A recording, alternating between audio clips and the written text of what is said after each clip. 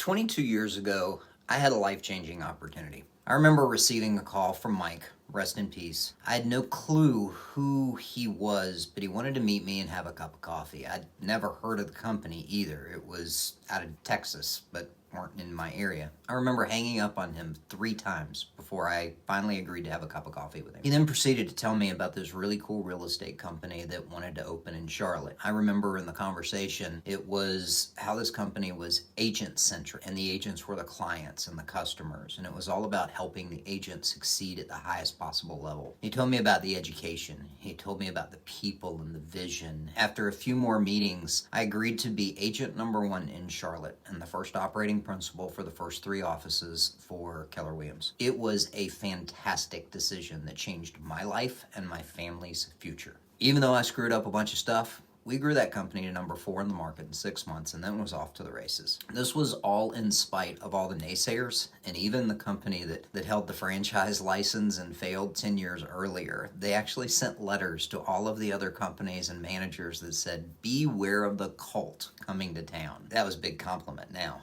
that I look at it. To me, it was a challenge. To me, it was exhilarating. I recruited my mother to be the first team leader in Charlotte, and now she is retired. And I then had the other influencers and recruited those to lead the other 2 offices as they opened. It was a dream team, quite honestly, leaders and influencers, and more importantly, agents that actually cared about other agents. All of them, all of the agents.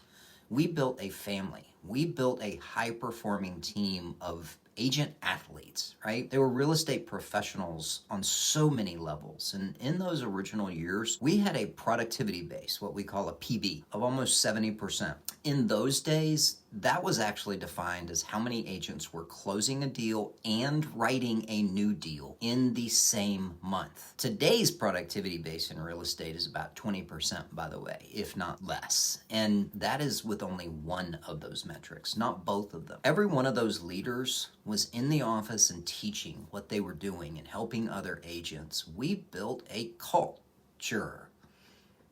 Over the years, I've watched the real estate industry change. Today, it's all about how many agents you can recruit. That stuff, BS, quite frankly, about attracting instead of recruiting is just that. Recruiting's good. It's not a bad word, by the way. Today, the number 1 metric that I hear talked about is gross recruiting, not productivity base. Most people won't even talk about net. When I ask about or make a comment about net numbers, I get attacked. It makes me laugh, though, especially when I look at their numbers and results in comparison to mine. Guys, the numbers don't lie. Today, the game is all about egos of the leaders and the blindness of those same leaders to the struggles of what the average agent, you, are going through. I just heard one say that we have to recruit 100,000 agents over the next year and go after the next biggest company. Talk about ego. I missed the part, though, in that same conversation about how they were going to increase agent production, profits, and retention. Today, all the talks about profit share, rev share, we've forgotten how to help agents change their lives. If you're building your company solely on that,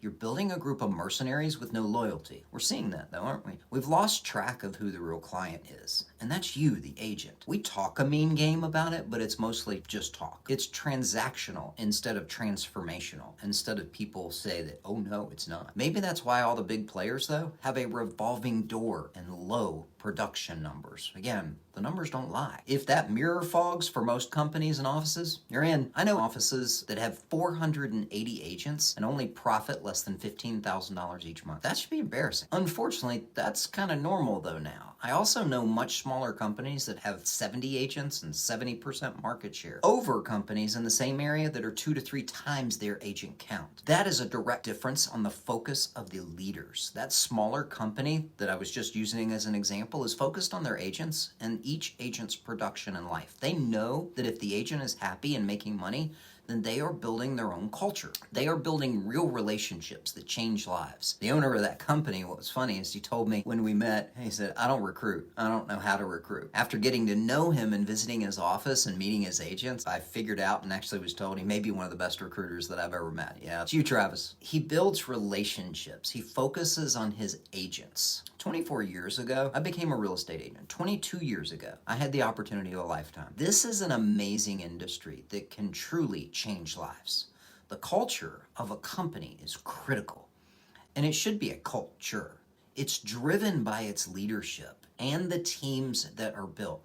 Recruiting is critical to success. You can't build without it. But so is the alignment of the entire team's personal, professional, and financial goals. When the ego takes over and you focus on your competition, you will implode at some point. Again, we're watching it. We're watching that happen every day.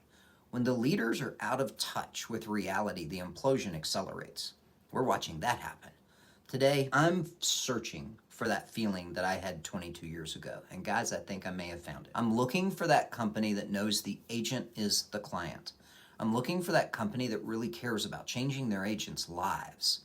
I'm looking for the leaders that know what is happening on the ground at a local level. I want to find that next culture. Stay tuned. The search is getting interesting.